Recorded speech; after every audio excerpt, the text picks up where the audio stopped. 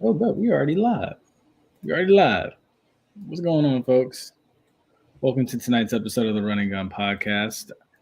I'm Jay Peeps, And I'm Ace. and tonight for you, as you know, the Orange Blossom Classic Week.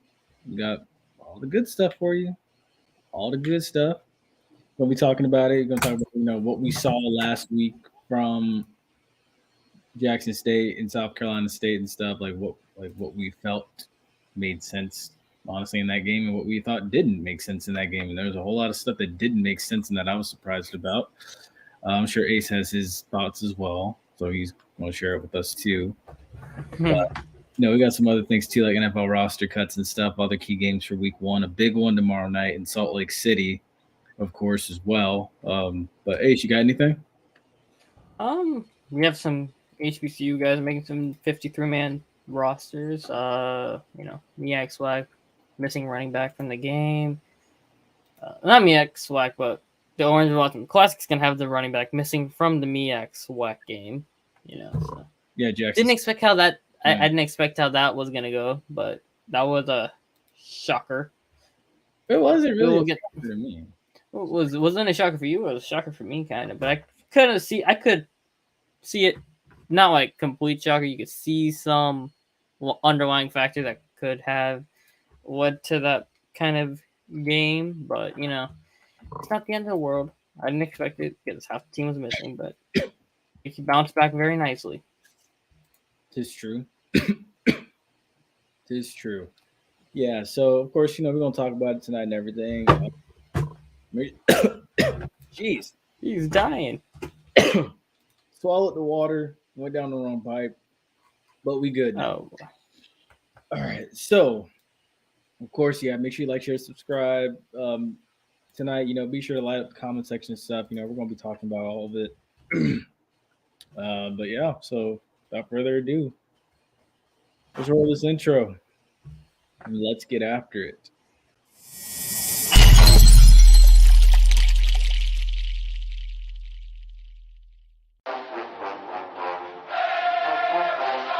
Hey, what's going on, guys? This is JP. This is the Bug. This is JC. This is Flash. This is Jimi Hendrix. And you're listening to And you are listening to And you're listening to And you're listening to the Run and Gun Podcast.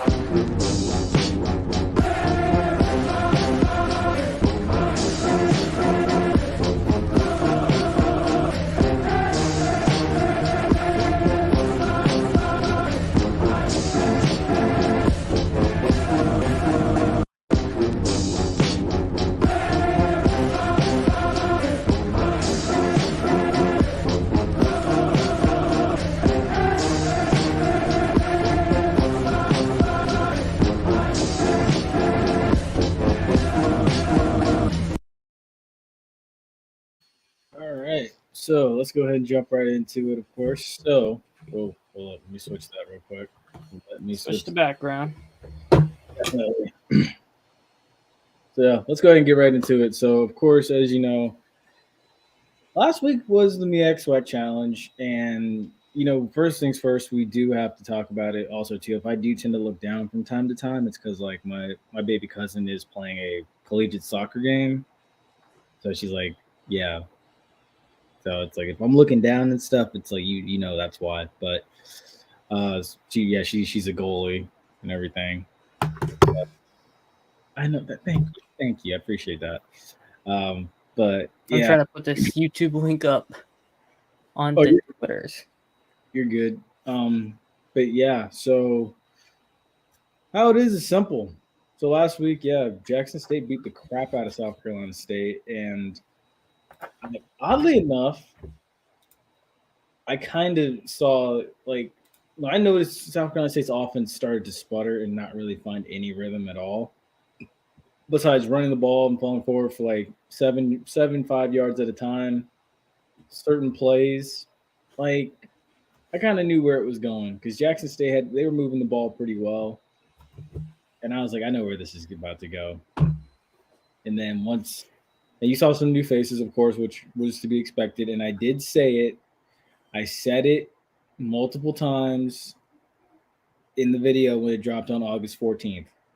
I was like, they're going to be a player still in this race. Do not be shocked. They added pieces just like you did, and I knew this was coming. But wait, my bad.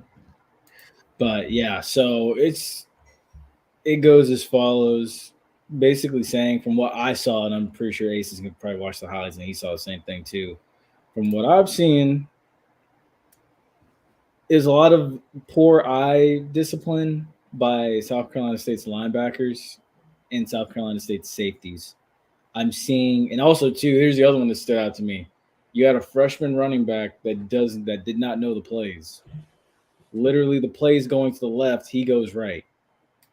The entire line blocks down to the right, and he goes left. Quarterback goes left with the read. It's like, what are you doing? And then you have a simple tight end just running up the seam right past the safety. DJ Stevens scores on that from Jason Brown. Like, and the safety doesn't even pick up the tight end. Like, what are you doing? And then another play. You had the very first touchdown of the game. You got a tight end coming across the field. As soon as the ball snapped, linebackers don't bump out there and pick him up. I'm wondering what the heck they're doing. And hold on, let me put this up first. And then nobody picks him up, and he walks in for a TD. And I'm just like, what are you doing? Yes, literally. And I'm just like, and then eventually come to find out, Buddy Pugh would later say to the media that, and this is where I call BS, and I think this is a form of saying he's retired. He's retired already in his mind, I think, because how do you say, oh, we weren't sure how they were going to present, so we had no game plan? If you don't know what they're going to show up with, go based off the film from the year prior, at least. Some sort of idea. You knew they were going to be fast. You knew they were going to be physical. You knew they were going to have a quarterback that likes to sit in the pocket. One thing you didn't know was that they were going to be a run-first team like they showed they were. Because my thing, how are you so experienced? 20 years of experience. 21. Because he got the job in 2002. How are you so experienced and you did not know what to expect? I'm telling you, he's already in his mind quietly retired. No. Yeah, if I knew before, I figured it would have been like a swan song kind of thing for him this last year. But like, if he had said what he said before the game, like, well, we don't know what to come with, we're not gonna have a game plan. Like, yeah, I would have said Jackson State's gonna blow that. Like, you can't show up to the game without a game plan expected. Even if it's like a different team than it was last year. Tendencies, another an entirely new coaching staff is gonna have some similarities.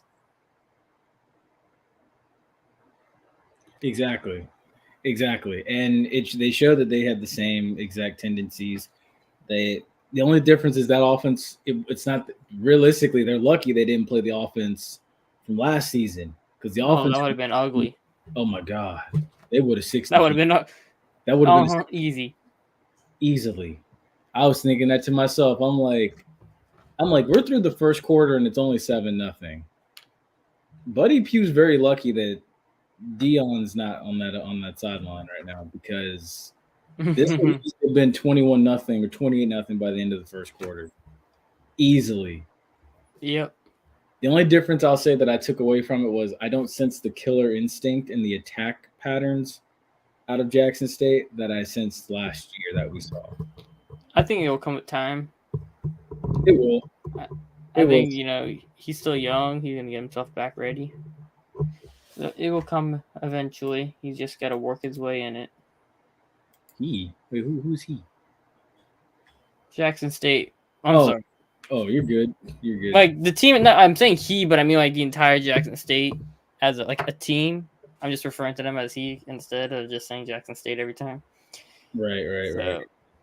So if you know, like, new coaching staff, new quarterback, they got to work themselves out. They'll get the game plan already. They're gonna have a game plan, unlike some other people. They're gonna have how they're going to finish a game when it gets close and they actually have to play a team that has a game plan. Mm-hmm.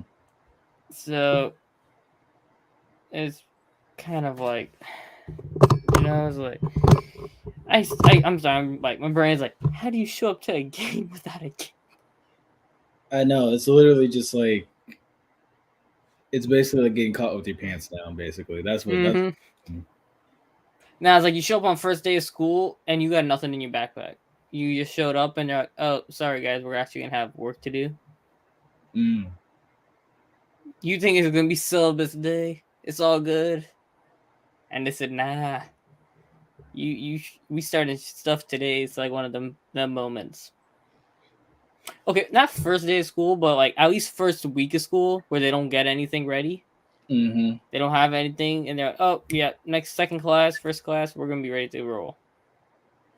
Exactly. Now I will say, fast forwarding now, leaving the Orange Blossom Classic. I mean, not leaving the Orange Blossom Classic, but leaving the MEAC Challenge behind. Fast forwarding to this key matchups to watch.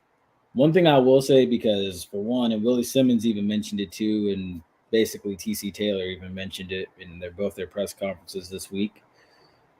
Jackson State. Oh, we got a comment. Yeah, like if Amy loses to JSU, it'll be all Jordan's fault just for picking them. Traitor. He's No, it ain't my fault. Here's the funny thing about that. I will say you say that, and I will say this. Here's how it goes. If FAMU loses, and based off of what I said back in August, or here in August, I mean, geez, I feel like it's already September. Tomorrow's the last day of August. Golly. But it's been a long week already between classes and this damn storm and stuff that didn't even really hit. Oh yeah, for people in Tallahassee, FAMU guys, FSU. Yeah. I know y'all. They got lucky and turned right just at the last second, but still. Yeah, but back to my point. Yeah, so I mean, honestly, realistically, if FAMU wins, I will gladly put my foot in my mouth because this is going to be a very, very R-rated page if FAMU wins this game, because what's going to start flying on Twitter is not going to be pretty, or it's not going to be nice. So you mean if Jackson State wins the game or if FAMU wins the game? If FAMU wins the game, I'm going to have choice words for certain people.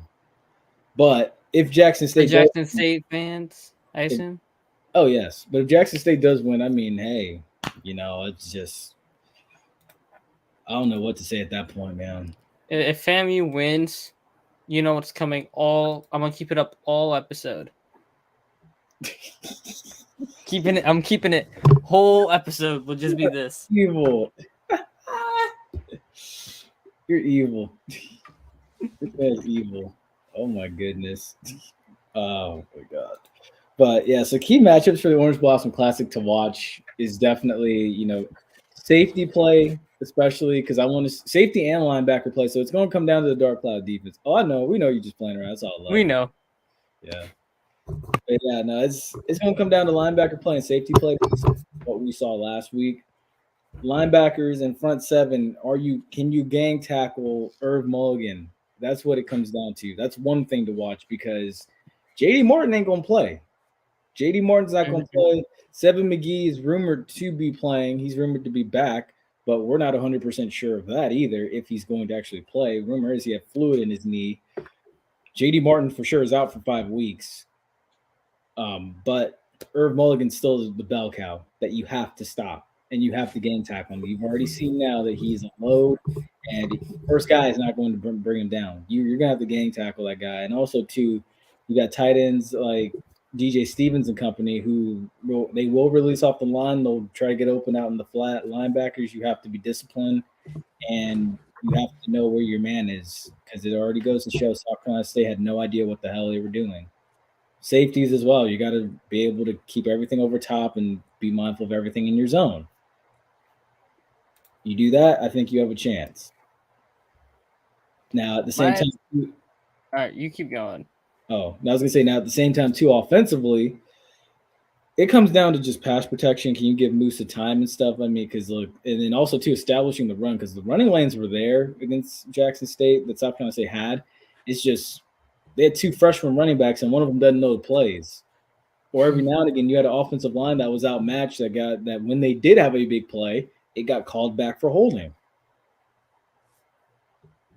It is a fact. Mm-hmm. Dude, trust me. I've watched that. I've watched that game like 4 times already, trying to figure out what really went wrong.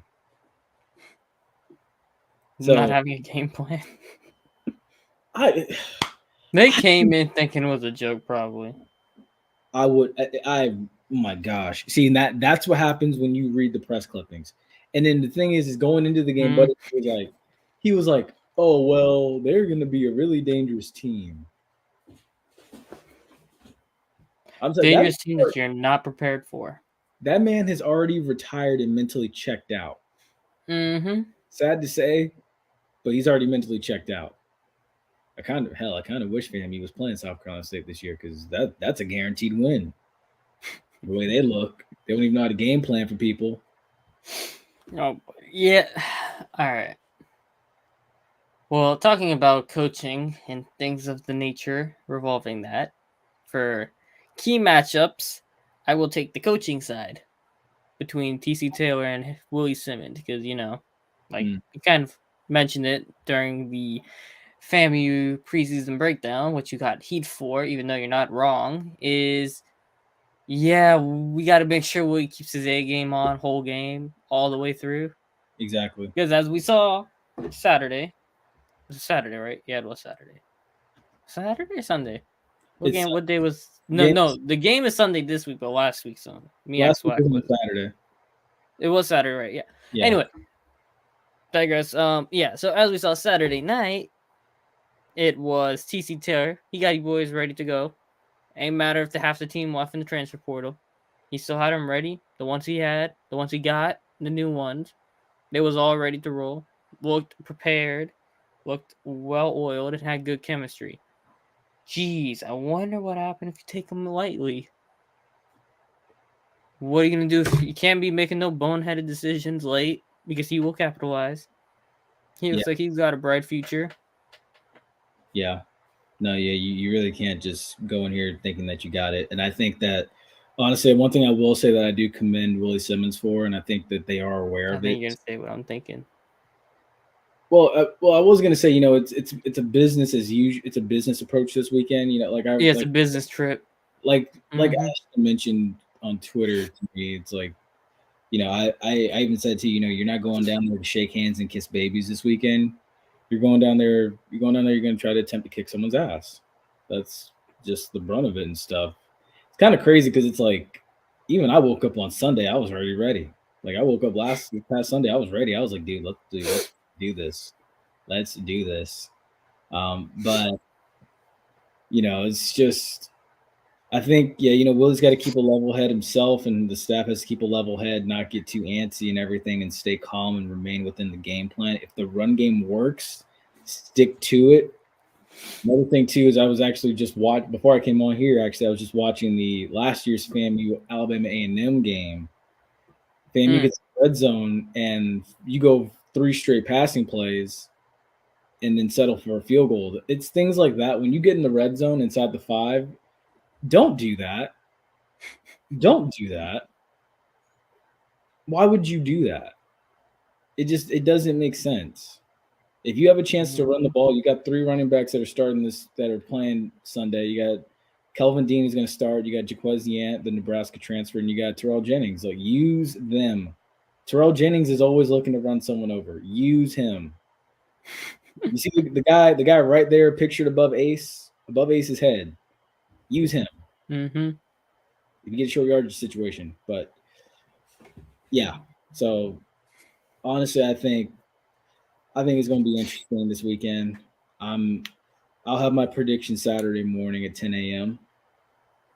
Mm-hmm. So y'all tune I'm in. interested to see how that defense holds up against the offense of Jackson State. I'm not too worried about Musa and the offense, even with Xavier Sick on. I think Sheree is going to keep it going on the offense for the wide receivers. Speaking of key matchups, him against Tim Williams in the slot. Tim Williams is the nickelback for Jackson State. That's the matchup. Jaheim Hazel's going to be playing the backside corner, so he's going to be playing far side of the field, and then he's number 3 for Jackson State, and then I forget Kavidrick Wiggins, I think, is the kid that's going to be playing near side corner. Mm-hmm. So it's going to be an interesting little matchup here. So we'll see. We will definitely see. Mm-hmm.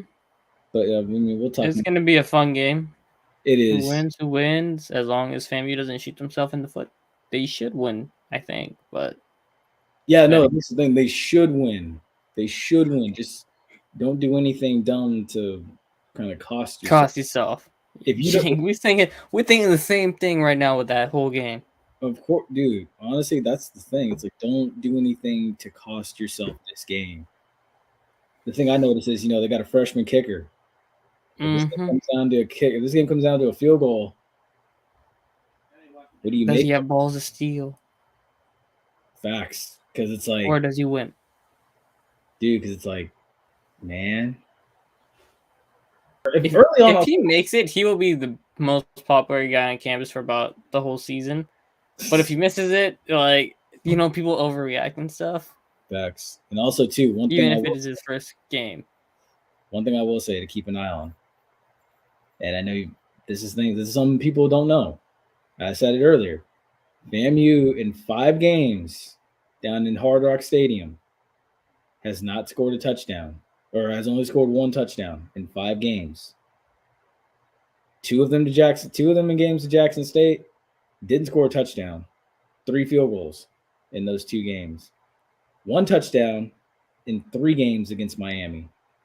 2010, 2014, 2016, 2021, 2022.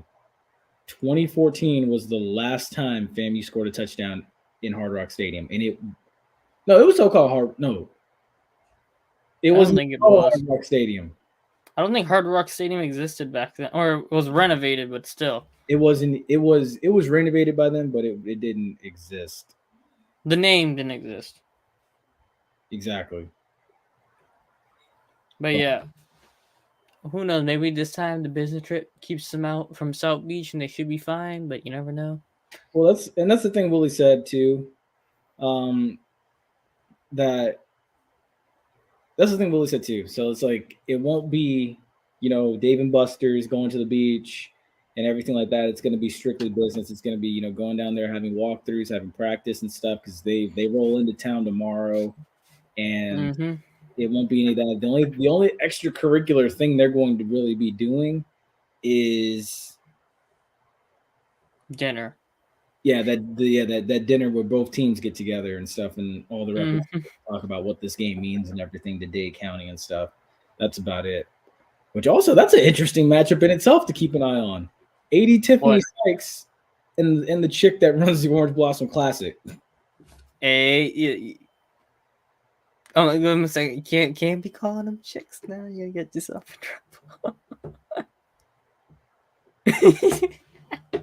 Look, I'm messing. Anyway, yeah, that's a point too. But it's like the lady that runs the Orange Blossom Classic. Yep, there you go. Okay, back to the business talk. What was I gonna say? Yeah, hopefully, Willie kept them all week on a business mode. It's like we can't be having no incidences like how it was earlier this month with the locker room. Yeah. No shenanigans kind of stuff. You know what I mean? Got to be locked in all the way. Well, not too locked in, because then you psych yourself out and then you fall out on your face. Right. But you need to find that little balance. Hopefully the dinner keeps them loose to be ready to go. Yeah. No, I think it will, honestly. But aside from that too, let's go ahead and just flip it over to this right here. So other key HBCU games this weekend. So as you know, you have Texas Southern and Prairie View play this weekend. So Andrew Body and Texas Southern, they match up against Prairie View this weekend. That's going to be interesting.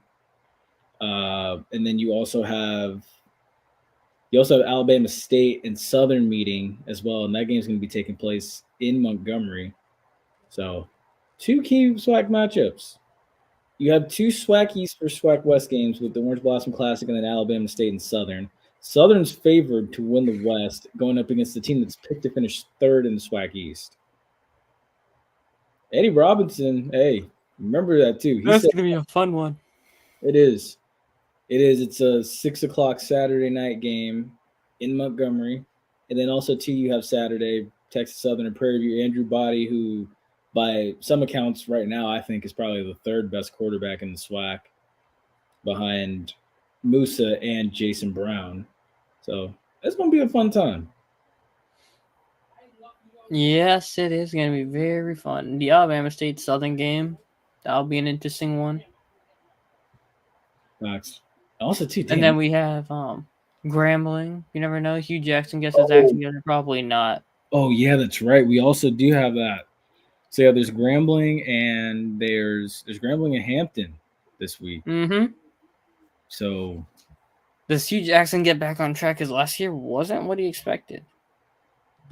You know, he brought in all those transfers, got the hype, and he fell on his face. I don't know, man. I don't know. I think that they have a team that can beat Hampton, but the thing is when they get to conference play, Mm-hmm. that's the problem. And they also do have the SWAC Defensive Player of the Year coming in. So, well, speaking of that's actually a great transition point. Speaking of SWAC Defensive Player of the Year, former FAMU defensive end linebacker, however you want to call him, got picked up and is on the Colts 53-man roster now.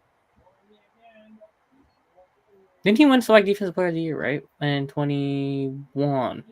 I don't think so. He did?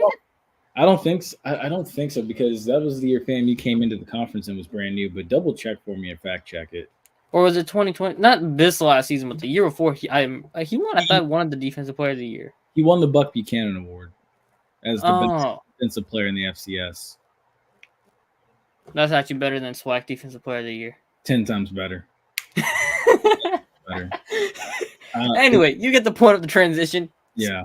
I knew it was one of those Defensive Player of the Years. It's just FCS, not the SWAC. All right, give me a break. Anyway, yeah, so Isaiah Land was signed by the Cowboys, but he got waived. Marquise Bell did make the Cowboys 53-man roster again, so shout out him. 2 years in a row straight, so we good. He's going to have a big role this year. They got plans for him, I feel. I think it's in my opinion. Keep going. No, I'm saying he's going to start, in my opinion. I think he'd be playing more linebacker, like in the box as a safety, in the box safety hybrid linebacker kind of thing. Is I think what they're going to use him for. Which makes more sense because honestly, he's bulked up a lot. Honestly, and I think him and Overshone from Texas, who did suffer that season-ending injury, are about the same body type and everything. So I think it'll be good for him, honestly, and it's good that he broke through and everything, and then it's going to be good that Isaiah Land's going to be able to break through too. Finally, he's going to get to learn from Darius Leonard. Robert Mathis is his coach.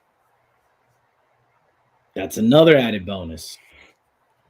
Robert Mathis. Isaiah Land learned some stuff from Micah Parsons in preseason training camp, learning stuff from Shaq Leonard, learning stuff from Robert Mathis. The best situations you could possibly land in if you are a young defensive player in the coming NFL. I just realized that you transitioned it. You did it so smooth. I was like, speaking of defensive player of the year, I'm gonna switch it right on over. True. Yeah, so I think that would be a good opportunity for him. I'm gonna drop off real quick. I'll be right back. All right, cool. I'm ready. 3 seconds. All right. Well, he's there. Yeah, I'm gonna talk Isaiah Land. So the Colts, we know they're in a youth movement going on right now, but they've cut Isaiah McKenzie, who's pretty young, but still to sign Isaiah Land. Oh, my bad, Ashton. I didn't see this. If we don't beat JSU, oh man, our nation may have to hide for a while. We can't lose to them this year. And as each day pass, I'm getting anxious. You're not wrong, but then again, it's like if they lose, it's like we gotta look at Willie Simmons' job and be like, I ain't know about that one, Chief. I don't know if he the one who's going to take you there if you can't win the big game essentially for the regular season.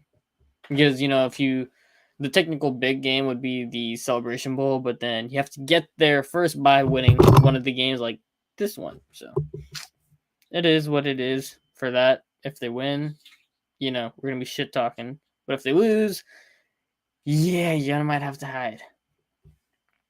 But yeah, back on Isaiah Land with the Colts. I know you got some pieces on that defense. Quiddy Pay, I believe, the one from Michigan. He's one of their pass rushers. He's a good fit with Isaiah Land. I don't believe he will start right away. He'll probably start like special team, like kick field goals, maybe. I don't know. Like, to block a kick or whatever. And then also probably get some time as a rotational pass rusher since he is going to be on the 53-man roster.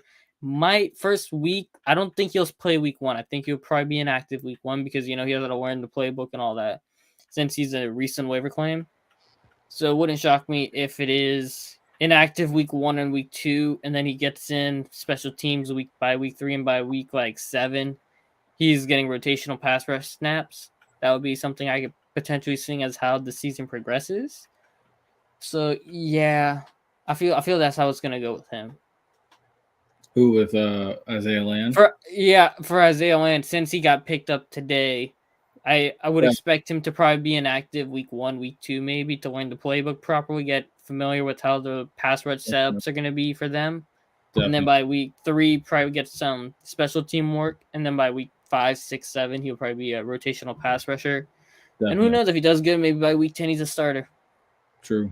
I feel like, honestly, I think he's going to come. I'm hoping his situation coming in will be similar to like a James Houston, where like James Houston eventually, busted through and proved to be that star pass rusher. Because honestly, with that, Detroit lucked out.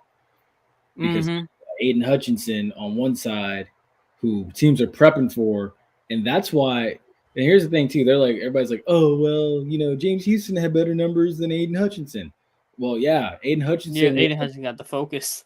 Exactly. He gets the brunt of the focus. Nobody knew who James Houston was or had much worry for him. So it was easy for him to come in to start making plays. I'm going to throw this one out here. Don't forget the Forrest Buckner on that defensive line for the Colts. He gets the main focus. Quiddy Pay's also on that D-line. It's not like they got some bums on that D-line. Those are two good pass rushers right there. And, the Forrest Buckner is one of the best D tackles, interior guys in the league.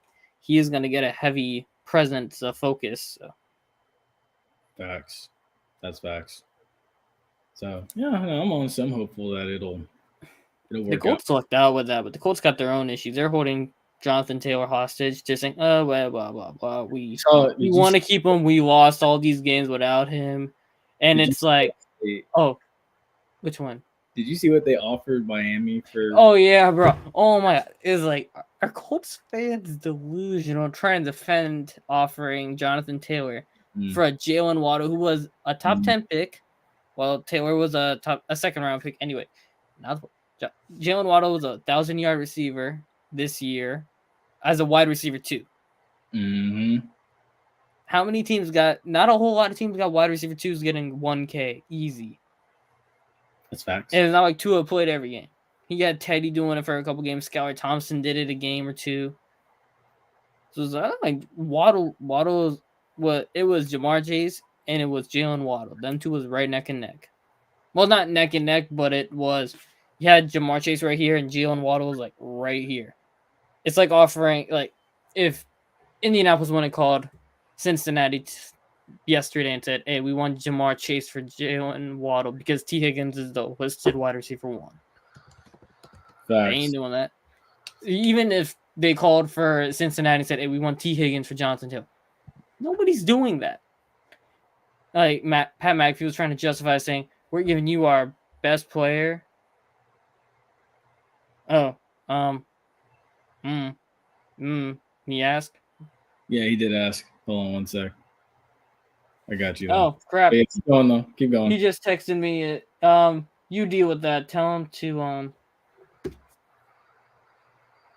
if you know. Yeah, you're good. Keep going. Yeah, so, what was I? Yeah, so, McAfee was trying to justify saying we're giving you our best player for your wide receiver too. Okay, so let's say the Cardinals went up and called the Bengals or Dolphins and said, we're gonna give you, bro, I don't even know who the hell the Cardinals' best player is. It's a bunch of bums on that team right now. Marquise Brown for Jalen Waddle, straight up. Ain't nobody in the world taking that. I don't even know who the hell the best player on the Cardinals is. I think it's Marquise Brown right now. Yeah, I don't even know who the. Yeah, geez, no, I don't even know either. One second. You're good. But yeah, while he does that, though, I can honestly say too. So, a couple NFL cuts happened today as well. So you had oh my gosh, who was it? Jalen Smith got cut, but he was brought back to the Saints practice squad, which was a surprise. Who? When? What are we talking about? I was talking about the NFL cuts. Oh no, Shaq Davis. He got cut by the Saints. He brought back to practice squad, and Mark Evans. I think Pine Bluff is where he's from. Yeah. Pine Bluff. I think he got cut and he got brought back to the practice squad as well. But yeah, so there are two HBCUs guys got kept on the practice squad. The reason why Shaq Davis didn't make the team is because, if you look at the roster right now, you got Michael Thomas, who's the ex wide receiver, and he's 6'3", 2 something, and Shaq Davis 6'5", 2 something. So it's like, in terms of prototype, they're pretty much the same. But then also the Saints drafted A.T. Perry from Wake Forest in the 6th round, who's about 6'4", I believe, and 2 something, and he's similar. Not like entirely, he's not the same player as Shaq Davis, but the same builds, and they both play like X and interior work, and they're big body kind of guys. But A.T. Perry can also play some special teams. Yeah. So it's like Shaq Davis, he's not very good at special teams at the moment. And then you also have to look at the roster and be like, Mike's there, he's going to be playing regular minutes, he ain't playing special teams. And then Perry's there, and he's going to be playing minimal special teams. Now, that's what they kept. So, tell me, because I know I asked you about this too. Tell me about the whole Alontae Taylor, Bradley Roby situation, and then Jalen Smith. Jalen Smith? Who the hell's Jalen Smith? Jalen Smith from Notre Dame. He was like the star player that the Cowboys had with not Aiden Hutchinson. Oh, Jalen Smith. God, I'm thinking like Jalen Smith, and I'm thinking the basketball player from Indiana. Is he? No, he's on Dallas or Indiana. I don't know. Anyways, for some reason, I was thinking that one like a Jalen and not Jaylon. Don't mind me. I'm a little confused there. Anyway, yeah. So Jalen Smith, he doesn't play special teams, and they want their non-starting linebackers to play special teams. Even Pete Warner does play special teams. Jalen Smith doesn't. So if like Pete, he's not an Iron Man type of guy. He does get hurt a lot, which is why I think they're keeping him around, because I know if Pete Warner gets hurt or Demario Davis gets hurt, he's going to become a starter immediately. And also, I think if somebody once Kamara gets suspended, he's going to get put on the list and be a roster spot, and I wouldn't be surprised if you see him become, on the main roster. So there's that, and then Alontae and Bradley Roby, I think they saved $4 million cutting him. And then Taylor, he's pretty good on outside, but then you got Marshawn, you got Adebo, who are better than him on the outside. So he's good. They're Adebo's pretty good, and then Marshawn's a great. We gotta deal with this. Not right now. Yeah. I guess we're dealing with this now. Oh boy, here he is. There he is. Why is he twiddling his fingers? Why is he twiddling? Oh snap! That's evil. This man knows how to start instigation right here. I could tell. He says, "Don't come in. You don't come in with a hot mouth." But that's because he did that. I might have to. No, all right, no. No. I was in the middle of something, and then he broke my train of thought popping in. So I'm like, now I said nothing. No, don't. We won't get through. Okay, so yeah, Kamara already on his 3-game suspension. Announced today on Twitter by one of you boys from Saints Twitter. Ace. Probably Underhill, probably. Yeah, it was actually Underhill. So apparently, as of today, Kamara cannot be in the building for 3 games. He'll be back after week 3.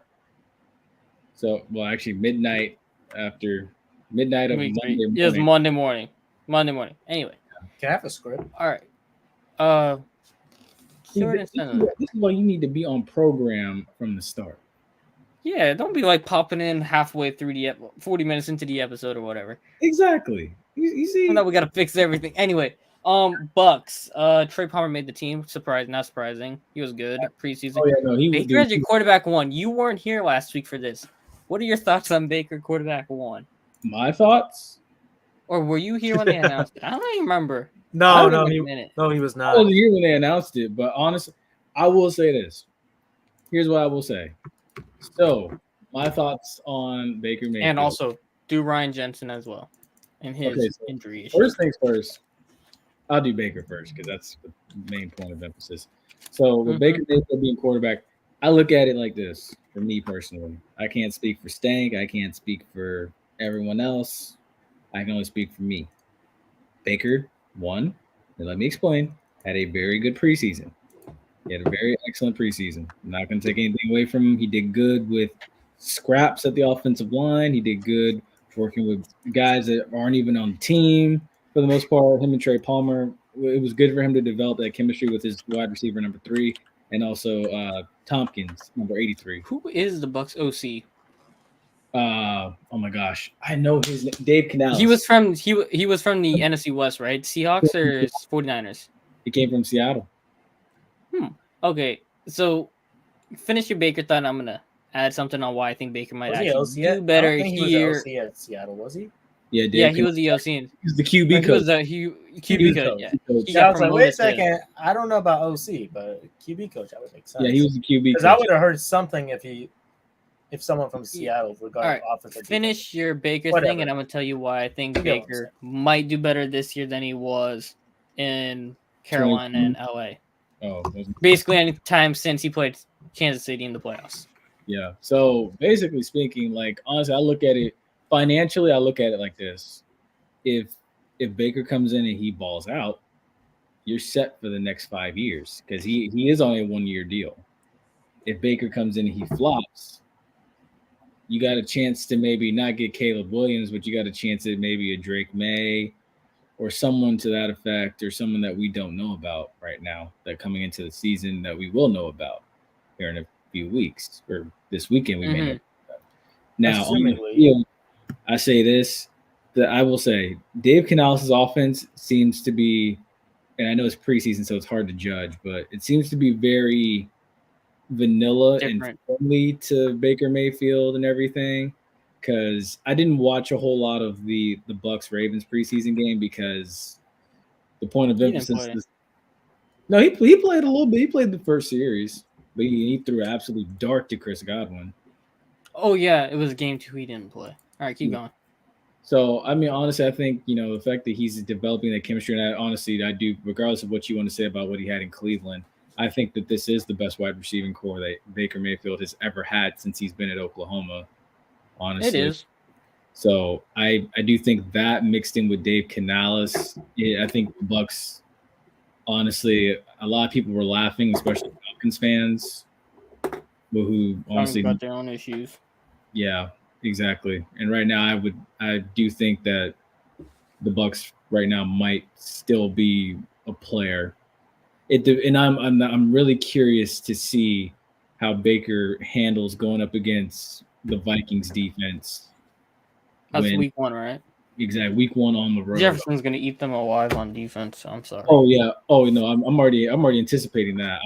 I literally have thought to myself, I'm like, watch Justin Jefferson pull off some Randy Moss type of stat with like three catches, 3 TDs for like 5 catches and like 100-something yards like before halftime. Just watch. That's what I'm anticipating. But offensively, like, I can see Mike Evans and Chris Godwin like still having a big day. Honestly, now talking about week the 1. Bucks O line is going to determine how far they go. I think it'll be the Bucks O line being a more determining factor in their season than it'll be Baker, because Baker, I think with Canales, he's so far in the preseason, he's been using a lot of play action, which is what Baker ran in Oklahoma and what he was successful at doing when he's on the move and stuff like that. That's where he's best instead of sitting behind an offensive line. Like, Facts. And a minute, I'm not done. Let me finish and there you go. Please? Thank you. Cool. Yeah. So we have Baker. He got thing. He got Godwin, Evans. They're better than what OBJ OBJ wasn't good in Cleveland. Let's not like fool ourselves on that. And then Jarvis Landry's not either one of those two guys from when he's in Cleveland. So that's gonna help. Rashad White, he's got to get some space with that offensive line to do anything on offense, though. All right, cool. Go. All right. So I mean, you know what? One of the few times I actually agree with Skip Bayless. You know, he said it a few days ago. He barely gets any time to even speak. I got fast. I want him to go. He go. But go. I mean, like seriously though, he was right about Baker when you think about it. The man is jinxed. He's been jinxed ever since the Browns injury, and they made him play well, and he decided to play through it, and then it just lowered his stock very well. And then he also said like first game, I think last season, it was when he was doing good, and next thing you know, the Panthers choked out, and then he just completely lost it. So, I mean, my question is for Baker Mayfield: are we going to see the same Baker Mayfield that we saw that balled out with Jarvis Landry in the playoffs and take out the Steelers and took on the Kansas City Chiefs?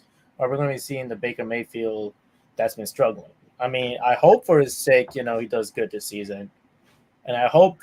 Even though we got questions about the Tampa Bay Buccaneers O-line, I hope they do a decent enough job for Baker to at least get something going.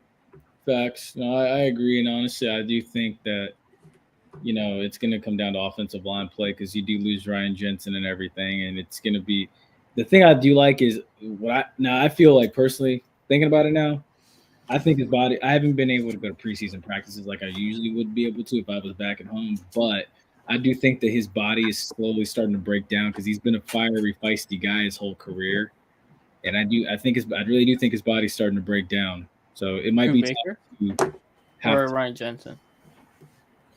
Oh, Ryan Jensen, Ryan Jensen. Oh, he's done. They said he's retiring. He's probably gonna retire. He's not playing again. Yeah, so you're gonna have to look to the draft next year to probably get a center, or even honestly, at some point, maybe some type of blessing falls out of the sky in free agency, or somebody on the roster surprises you and you set yourself up for success. But right now, I think that, you know, the offensive line is going to be the question. It's going to be the ability to get nasty and downfield block. Guys like Cody Mauch from North Dakota State, who looks every bit of the part of nasty, but we'll see what happens week one. Those guys got to step up and be ready. Let me ask you a question, J. Peeps. Do you think Buccaneers should probably trade one of the receivers that's not named Mike Evans for like a piece of an O-line or something? Should they consider it? They need to trade Mike Evans before they trade Chris Godwin. What you mean? Okay. I mean, don't they have like a solidly deep wide receivers? I can tell Evans, Godwin, and Palmer. I can tell you now, Mike Evans and Chris Godwin are not going anywhere for the next. Mike Evans, I'm 75% sure likely is going to retire as a Buck. Chris Godwin. They said that about Kaloran. And Kaloran left for the Lightning. For the Lightning, they always said Kaloran was going to retire with the Lightning, and he went and bolted. I will say I never said that. Mom, your partner in crime down here, he might have said that. I ain't say that. But I will say, honestly, like, if anything, I kind of figure, you know, Steven Stamp. You good now? You have too much control over this show, Ace. No, I saw her showing up in the back. Yeah, because I have a furry friend in here. Oh. No way. But, yeah, so, I mean. Trey Lance to Dallas. You think Dak ever gets replaced, or he's just there to sit as a backup? I saw the interview to this. I don't know if y'all did, but Dak wasn't happy. Oh, no. He said I wouldn't be happy. I wouldn't be happy about it because it doesn't make sense unless he's going to be a permanent backup his whole career. I saw what Richard Sherman and all of them said, too. They were saying, like, basically, like, this is an insurance policy, basically, of, you know, when Dak's deal is up, and if they choose not to pay Dak, you have Trey Lance, and you can just keep on rolling.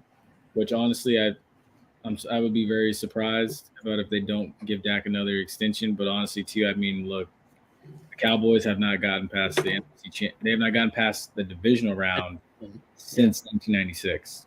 Let me ask you this, J Peeps. Could we say that part of Dak's issues in Dallas was probably because of injuries that he has I mean, Accumulated. No, Accumulated. he just makes some boneheaded decisions sometimes. yeah, He's literally overglorified Jameis. Okay, then, yeah, I guess this is it for Dak Prescott. I guess. I hate to say it, but I mean, honestly, too, I mean, me personally, too, I do think that Dak needs to get out of Dallas as well for his own personal benefit. He needs to go. Yeah. He needs to like go I to the think- next place. Get out of the Dallas spotlight. Facts. That- And get away from that- Jerry Jones. Because it would be funny if he gets out of Dallas and he wins somewhere else. That would be funny, but I don't think that's gonna happen. I don't think Dak's can future change as that a play caller. We saw it. He I has know. a future as a head coach. I tell Cowboys fans this all the time. What is the one common factor that despite all this talent Dallas has had and then all this talent that Dallas has lost, what is the one common factor that is still in Dallas? Jerry World. Jerry World. I think Jerry Jones needs to stop being a dictator of the Dallas Cowboys. I mean, that's typical Texas for you though too, because honestly, Well, look, the Texas Longhorns, the boosters are like that too. That's why Yeah. Texas can't really have. there's a lot of politics in football. There's too much politics. Yeah, Texas worship football, but there's too much politics going on. It's like a church, when there's a whole lot of politics going on. I'm Yeah, not going on that tangent, but you get what I'm saying. We all seen it in some sort of church or religion or something. We all seen it. yeah. Now the other thing too is this. Before we do move on to college football, do the Ravens quietly have one of the better wide receiver rooms in the league? I was actually looking at this today, It depends on what version of OBJ we get. dude. I think Honestly- OBJ would be solid, but I don't think it's going to be like OBJ of the past. Look at it like this. Now, if we get OBJ that we saw in the Super Bowl, Listen to this: Odell Beckham, Zay Flowers, Rashad Bateman, Devin Duvernay, Nelson Aguilar, Tylen Wallace, and then at tight end you got Isaiah Kelly, Mark Andrews, Charles Isaiah Likely. Yeah, Isaiah Likely. I said that You right. sound like you said Kelly. Oh, my bad, dude. The way they The have question said better wide receiver room, so I thought like one of the best ones. I think they're above average. That's all I'm gonna I say. can name about 5 who got better wide receivers. Of course, yeah, of course you can name ones that are better, but quietly they do. Yeah, quietly. Yeah, I could say see it. above average better, but I won't say like. That's why I didn't say I was like, oh, this is like the best wide receiver room ever. No. I see what you mean. I mean, It's kind of like if OBJ shows like what he was showing in Los Angeles, maybe. And Zay Flowers looks the part.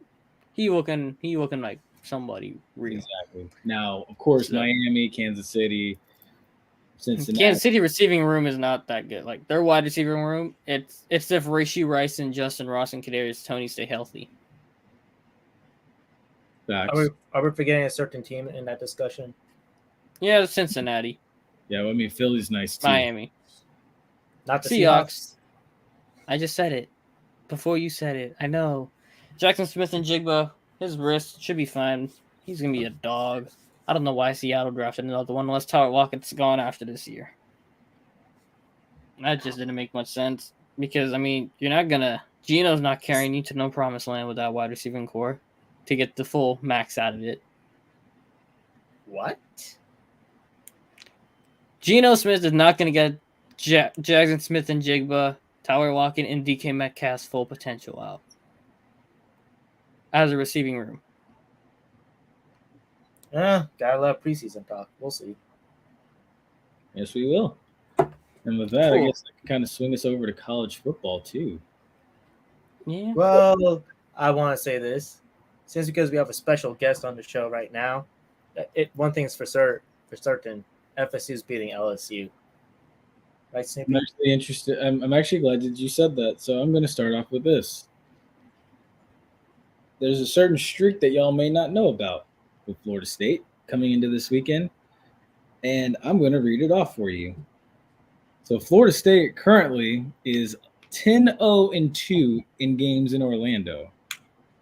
They've only tied twice. They tied Stetson and they tied Georgia. Stetson in 1952, Georgia in 1984. I don't even think they have ties in college football no more. It was back in the Overtime. day. Overtime rules. So this- Yeah, I know, but I'm saying so we don't have to worry about ties. Yeah, no. But other than that, like Florida State, 1977, win over Texas Tech 40-17. 1990 in the old Blockbuster Bowl, 35-7 over Memphis. 1991, win 33-20 over Virginia Tech. 1994, win 23-16 over Notre Dame. 1995, 70-26 over Duke. 1996, 44-7 over Wake Forest. 2018 in the old Champ Sports Bowl, 42-13 over Wisconsin. 2011 in the old Champ Sports Bowl, win 18-14 over Notre Dame. 2016 Camping World Kickoff, which I was actually at this game. It was wild. Nobody sat down this whole game. It was pretty crazy. 45-34 over Ole Miss, and then last year in the Cheez-It Bowl, 35-32 over Oklahoma. Oh, you're talking about that FSU Ole Miss game where Jameis had that halftime speech and you saw Yeah. DK go off. Yeah, I like remember. it was crazy because like I forget one of the Ole Miss DBs like broke their ankle like the first play, and they had to cart him off. It was wild. It but- was. Yeah, no, like yeah, Florida State's 10. They're 10-0 honestly in games played in Orlando. It's a good omen to have. I mean, it puts I think- pressure, but I think Florida State does come out with the win. I Go ahead, say what think, you was gonna say, Ace. Oh no, I was gonna say whoever wins this game is gonna probably be a playoff team. Facts. Honestly, I think whoever loses this game isn't even out of it. no, That's they true, too. shouldn't be. They shouldn't be. LSU loses, it just becomes they have to be almost near perfect. Yeah, no, it's gonna be brutal for LSU because it's like you have to go Play to Alabama. Tuscaloosa still, and I mean, of course, Florida's not good, but Florida's never an easy outing for LSU. So Nope. that's both of those are tough in itself, and then I- plus you have your rivalry If I game. may, I think lately LSU has been dominating the Florida games. Lately, They since have, dude, but still, that's not an easy game. it's not easy. Yeah, those game, but, rivalry games, well, it's not like a true rivalry, but you know, that game is Exactly. it is have some moments there where you're like you expect a team to dominate and it don't happen. And then you still Doesn't have, mean I'm sorry. I don't Now I think think we of have to LSU worry and about Florida. the I think of Alabama game. that one guy that threw his cleat away. Marco Wilson. Yeah. Oh my god, that I was thought of the that. stupidest thing I'd ever seen. About it. Yeah, I'm not like entirely worried about the Alabama game per se. I don't think it'll be like the end of the world because I think Well- it's not like a doom thing where it's a guaranteed loss. You know what I mean? Does There's that- like a 55, 45, 50, 50 chance of a win in Tuscaloosa anyway Yeah. with that team. Like LSU's got some dogs on that team, so it's not like if you lose to FSU, you're done. I Now- think they'll have a couple stupid moments against FSU, which cost them. Now I will say Which they that figure think- out. if Florida State loses by some, That could be rough. yeah. Now the problem, Assuming how good Clemson is.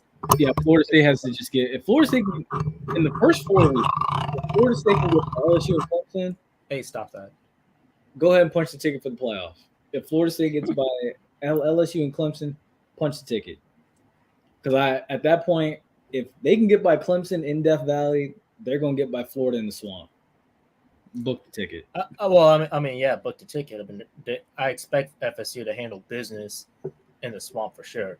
It all depends if FSU doesn't lose a silly game or something. That's something you I have don't to think watch that's out. happening.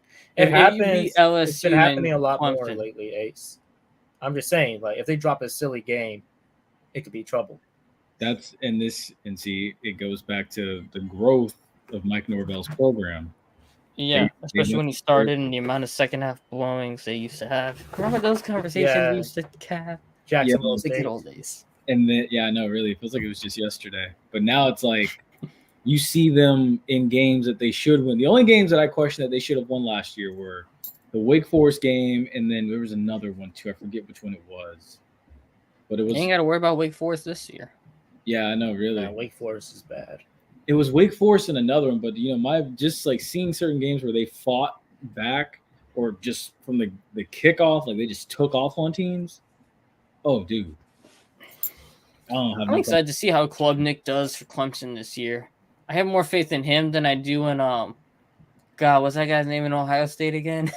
He's like so like forgettable. Nobody knows, dude. Remember we were talking about is like when the last time Clemson had a Hot take. Ohio State. specific quarterback. Ohio State's not making Ohio- the playoffs. That's hot not a take. hot take. We've been saying it for the last 3 weeks. I don't know. It's Yeah. just a hot take to the general public, I'll say. Dude, Yeah, honestly, Marvin Harrison Jr. and Emeka Egbuka are not carrying them to the playoffs. That team has so many issues on it. look, Well, I could see him going far in the Big Ten, but I think it ends with Michigan. And I think they might drop another game as well. Michigan. Yeah, I think They're that was- dropping Michigan. They're dropping Michigan. You said. I thought you meant like Michigan's gonna drop a game. Like, No. Other way. Yeah, no, Cal I think- McCord is such a Ohio One- State's going to drop no, to forget Michigan, about and that. I do Oh, yeah. expect Ohio State to probably drop another game, and whether it it's be Penn crazy. State or one of those other Big Ten teams. It's crazy because you have Michigan, who has control now, and you have Ohio State fans, funny enough, saying, "Oh well, hopefully we get lucky and Michigan State can upset them or something like that." I'm like, how That I'm is- worrying about you that handle is your own sad. business. That is sad, Ohio State. That's how is much faith sad. they have in Cal McCord. That dude just, some guys like Burrow came in. You could tell Burrow was a dog. Like he wasn't doing much in Ohio State, but when he showed up in LSU for those practices, you're like, hey man, Burrow got something in him, right? exactly. But then you're watching this guy, Cal McCord, at part, and you're like, Mm.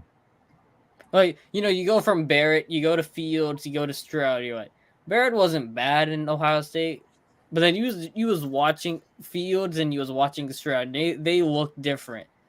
You go and you watch McCord throwing it to Marvin Harrison. It's like Marvin Harrison is carrying this guy so much. Mm-hmm. It is just sad. They couldn't recruit any better than that. But anyways, yeah, You know what? Michigan steamrolling. I want to talk about the SEC, the picture of it with Okay. Jay Peeps. Because, I know Jay Peeps. Me and Jay Peeps had texted about this earlier. Let's start off with the UF and Utah game. Jay Peeps, I know. winning. What? Yeah, Cam Rising's not playing, but I think Utah's gonna win. I think Utah pulls away. They're practically almost the same team as last year, I believe, if I'm correct. I'm taking Florida for the hell of it. I don't trust Utah sometimes. Isn't that game on this side of the coast, right? Or is it on that side? No, It's in Salt so- Lake. it's in Salt Lake. Oh, because last year was in We the don't- swamp, but this year it's all in Salt Lake. Florida does not have the humidity advantage this time around. All right, I'm gonna take Utah then. I thought that game was in swamp. Never mind. Last year was with Anthony Richardson. Anthony Richardson basically like Carried. willed them to that win. Yeah. But I I mean, would be taking with the Utah. inexperience of Florida, and I think the coach is still trying to figure out how things want to go. I don't see it happening. Would I be surprised if UF wins? I would not be surprised at all. But I just don't think they'll be winning this weekend. Understandable. Now, how do we do this? Coach Prime and the Buffs matching up with TCU. Currently, TCU Want is to know? point TCU is favorite. favorite. TCU is a 21-point favorite over Colorado. 2-point favorite, a 21-point favorite. 21-point favorite. I have a funny feeling the house is making it easy for people. I'm gonna make my money. This game is in Fort Worth. It's at high noon on Saturday. Well, if you really want to, if you feel confident about You Coach know Prime, that you can meme? put money on it. Bring me my money. You want to put money, you can put You're gonna money. put money on. No. Hey, look, let No, him, I'm not doing it. Not Let me him do it. personally. That's a game I'm not touching. let Respectfully, him do it. respectfully, No. that is not a game I'm putting Look, money on. I If don't. I was to would- put money, I'm not putting money on that one. But Every if you feel Colorado confident, highlight I see, go for it. every Colorado highlight I see, they look too small.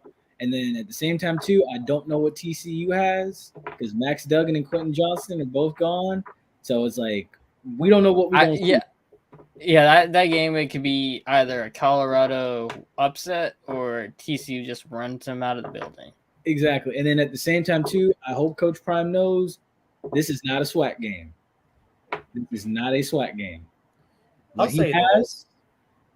What he has, don't think he's gonna go. Don't think it's gonna be easy this time around.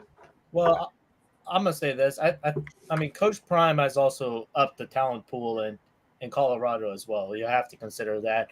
Also, we do not know what TCU's depth was like as well. So Colorado is literally everyone that left out of the portal. Like literally the 55 players that went from Jackson State to Colorado. Well, some of them went other places, but like no, but I believe he was getting some high quality recruits coming in as well. So like Cormani King from like Lakeland.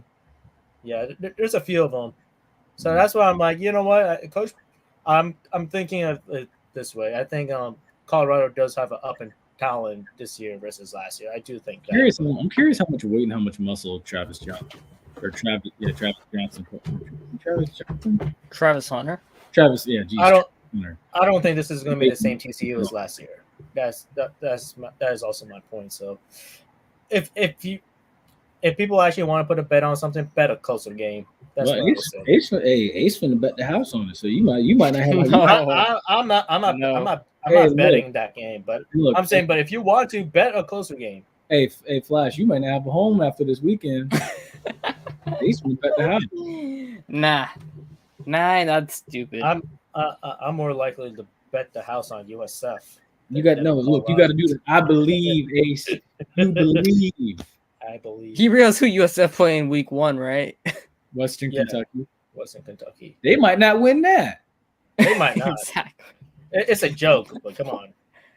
I mean, let's be honest. USF Mafia is obviously memeing around on Twitter. I'm here for it. I mean, I'm personally enjoying it as well. They started a new trend called Nick Saban is done or something like that. It's funny to watch, but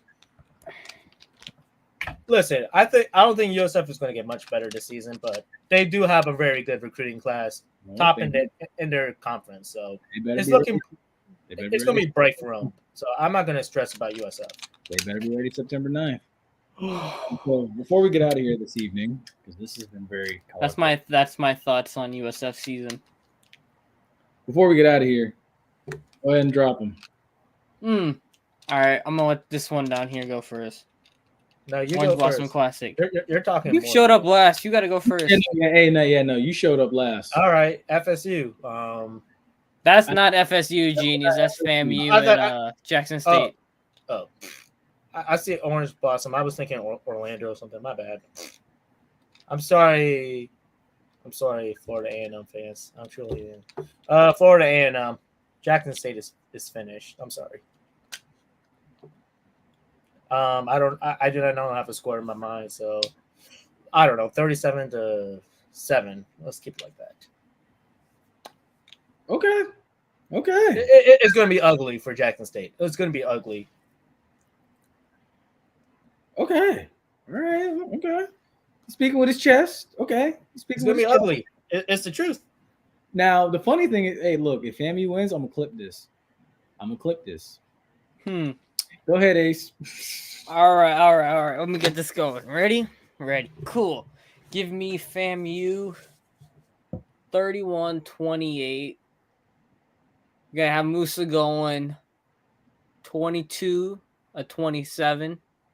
You're going to keep it nice and clean and efficient. 316, 2 TDs. And he predicted the stat line. Okay. I'm giving you the stat line. Hey, let me drop one more tidbit. My boy freshman kicker is going to get his first game winner. We're going to get him big man on campus. We won everything. Oh, bro. You hear what he's saying, man? Y'all speaking. We're going wild. I'm gonna give my boy some faith. You saying we got a young kicker coming in. I'm gonna give him some vote of confidence. I'm giving him the game winner right here. All right. Give him game winner. All right. Willie Simmons don't choke it. He's gonna keep it straight all the way through. Okay. It's gonna come down 2-minute perfection. Okay. All right, JP. You're gonna have my opinion on Saturday morning, so make sure you tune in. He Bruh. dipped out on us, man. No. Nah. He's got no. it.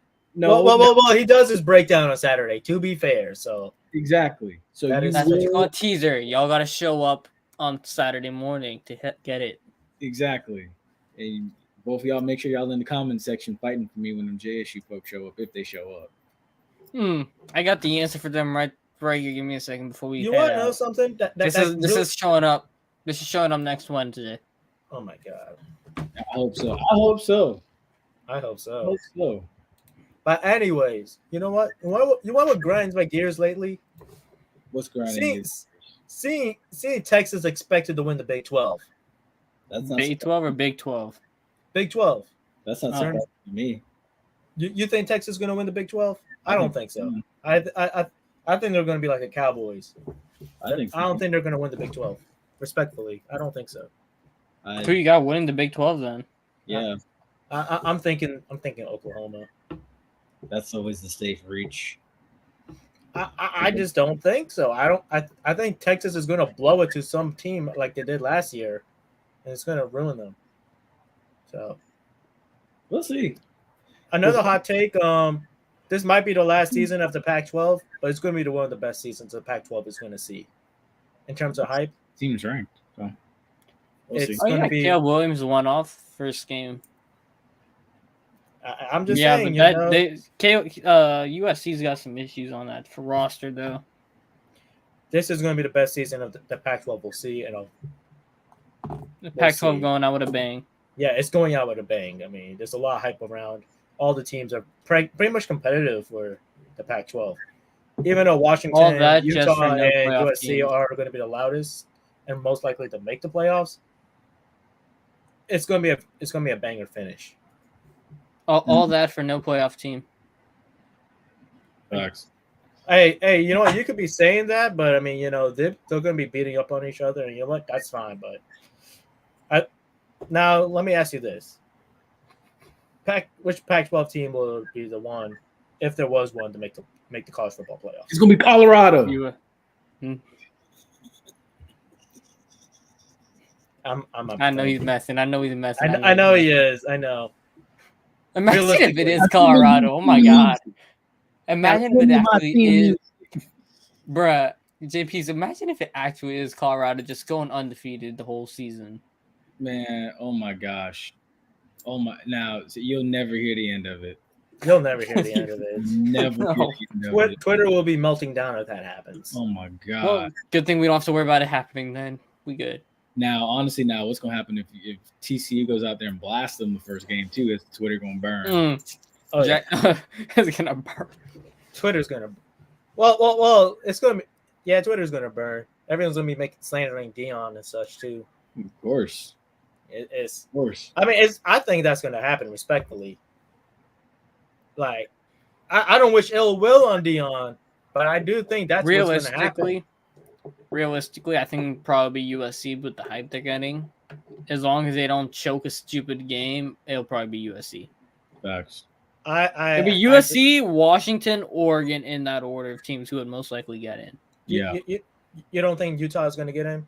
Well, Utah needs. Honestly, I think Utah needs to be higher than Oregon. they're gonna be in the race, but honestly, too, like Cam Rising needs to get healthy and everything. So it's like, right now, I don't know. Right now, I don't think they would put in 3 SEC teams in Florida State if it comes to that, or Michigan before they put in Utah probably, unless Utah's undefeated. But then the thing too is like the last 2 years are living proof that like when Utah steps out and plays a different conference, they get beat. They lost to Florida. They couldn't finish that game. They got Notre Dame of the West. They got physically beat up in the last 2 Rose Bowls by Ohio State and Penn State. So why would you put them in? Jackson Smith and Jigba put out some historic numbers against Utah. Oh, Exactly. Yeah, And CJ Stroud didn't even play that game. That was the funniest part. Exactly. So it's like, all right, so I get your reasoning for that. So, I mean, I'll probably say I think USC has problems too, but I mean they only have hype because of Caleb Williams and Lincoln Riley. facts. So That's fair I hype mean, though. That's gonna be the I- first overall pick. I think Washington and Oregon might be the best bet. Maybe Washington or USC. It might be between those two. I think Washington does have a very elite O line. Even though people are telling me they lost some people up front, they still have a very deep O line and a very tough one. And if you have a good O line, it's going to take you far. With a good All right, quarterback that can throw I'm gonna bombs all the time. two things out there, right? One, so this is not to do with culture, but me NFL. The Colts said when they got asked why they're not paying Jonathan Taylor, they said they won 4 games last year. Bro was hurt. And second, they said that Andrew Luck, he didn't have a good running back, and his development wasn't stunted when they asked about if they traded or why they're not paying Jonathan Taylor to keep him around for Anthony Richardson to help his development. They said Andrew Luck didn't have a good running back, and he worked out fine. And I'm like, Andrew Luck didn't have a good running back. He didn't have an offensive line, and that's the reason why he retired in less than 9 years in the league. Because he got beat up so much, defenders literally got teed off every play. Deflategate. No, minus that 1 year. You want to what's crazy? Cool. I'm gonna get on the drama side of the NFL, and then I say we'll wrap it up. But you heard about, I personally have a vendetta against Eli Apple because of how he looks and how he behaves. His baby mama But his putting out baby mama on him. actually putting out essentially Bounty. a bounty on Eli Apple. I mean, something should happen to her just for doing that? Like just for posting that? Like, I know like it's not illegal and like she's not a player in the NFL, but just needs to be some sort of repercussions for someone doing that on Twitter. There's got to be something. I mean, if Eli Apple had a good lawyer, he could say that's like a hitman, but still. Like seriously, like I think like the NFLPA or I think NFL has something like a players association, right? Yes, they do. It's the NFLPA. Okay, so I think the NFLPA really needs to get on the phone with Roger Goodell over something like that because you cannot have baby mamas putting out bounties like that over other people. You cannot be having that. That is just crossing the line, and that is way too far. With all due respect. Yeah. All right. You're not wrong. I mean, listen, if the Saints got punished for that, I think something should have happened to her as well. Like someone should find her ass. With all due respect. That's Are it. you done? That's my thoughts. You all can say what you want. That's my thoughts. Right, well, folks, thank you so much for joining us this evening. We appreciate you joining us. Thank you, Flash, for joining us. But yes, make sure you tune in Saturday morning at 10 a.m. We're gonna be breaking down FAMU and Jackson State Orange Blossom Classic Sunday morning, bright and early. So if you want to listen to me, skip that Sunday service and come listen to me. But yeah, so hopefully these two in the comment section fighting for me and stuff amongst the JSU men. I'll pop in. Yeah. Snoopy's tomahawk chopping some words to be given. For Knowles, y'all. He's tomahawk chopping. But yeah, so definitely tune in for that. Take care, stay safe, stay blessed, enjoy the night, and we'll see. Stay safe, stay blessed. Y'all so mean to each other. We'll see you on Saturday.